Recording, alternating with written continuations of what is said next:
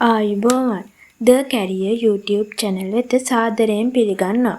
ඔයා රජයේ රැකියාවක් අපේක්ෂා කරන අයෙක්ද? විශේෂයෙන්ම අධිකරණ ක්ෂේත්‍රය හා සම්බන්ධ කීර්තිමත් ආයතනයක ස්ථීර තනතුරක් සොයනවාද? එහෙනම් මේ වීඩියෝ එක ඔයා වෙනුවෙන්මයි. අද අපි කතා කරන්න යන්නේ අධිකරණ හා ජාතික ඒකාබද්ධ අමාත්‍යාංශය යටතේ පවතින රාජ්‍ය භාෂා කොමිෂන් සභාව විසින් මෑතකදී නිකුත් කරන ලද නවතම රැකියා අභ්‍යර්ථ කිහිපයක් ගැන. මෙම නිවේදනය අනුව ඉතා වැදගත් තනතුරු 4ක් සඳහා අයදුම්පත් කඳවා තිබෙනවා. අපින් එකින් එක බලමු ඒ මොනවාද කියලා. පළවෙනි එක තමයි සහකාර අධ්‍යක්ෂක, දෙවෙනි එක ගණකාධිකාරී, 3 භාෂා පරිවර්තක, 4 තමයි කළමනාකරණ සහකාර. ඔයාට පේනවා ඇති භාෂා පරිවර්තක සහ කළමනාකරණ සහකාර තනතුරු සඳහා වැඩි අභ්‍යර්ථ සංඛ්‍යාවක් තියෙනවා. දැන් අපි බලමු මේ සඳහා තිබිය යුතු සුදුසුකම් මොනවද කියලා. සහකාර අධ්‍යක්ෂක සහ ගණකාධිකාරී තනතුරු සඳහා අදාළ විශේෂ ක්ෂේත්‍රයන් පිළිගත් විශ්වවිද්‍යාල උපාධියක් හෝ වෘත්තීය සුදුසුකමක් තිබීම අනිවාර්යයි. භාෂා පරිවර්තක තනතුරු සඳහා භාෂා ප්‍රවීණතාවය මෙන්ම අදාළ භාෂා යුගල පිළිබඳව විශේෂිත සුදුසුකම් අවශ්‍යයි.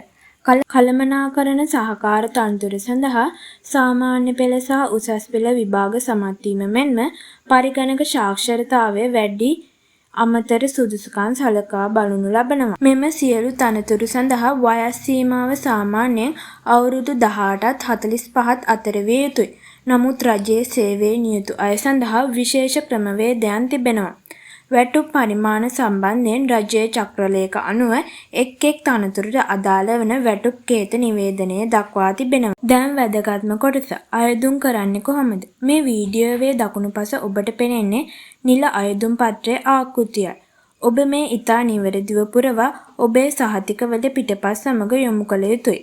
මෙම අයදුම් පත්‍රයේ ඇතුළත් විය යුතු දේවල් මොනවාද කියලා නිවේදනයේ පැහැදිලිව දක්වා තිබෙනවා. ඔබේ නම, ලිපිනය, අධ්‍යාපන සුදුසුකම්, පළපුරුදු වැනි දෑ, අයදුම්පත් යොමු කළ යුතු ලිපිනය සහ අවසාන දිනය මම මේ වීඩියෝවට පහළින් ඇති ඩිස්ක්‍රිප්ෂන් එකේ පළ කර තිබෙනවා. අනිවාර්යයෙන්ම ඒ ගැන අවධානය යොමු කරන්න. ඉතින් ඔයා මේ සඳහා සුදුසුකම් සපුරන අයෙක් නම් මේ ඉතා වටිනා අවස්ථාව අතපසු නොකර වහාම අයදුම් කරන්න.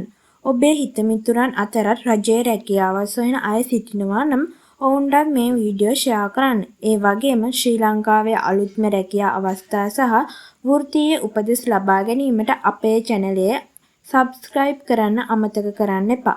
අලුත් වීඩියෝ එකක් ගැන notification ලබා ගැනීමට bell icon එකත් click කරන්න. ඔයාලා හැමෝටම සුබ දවසක්.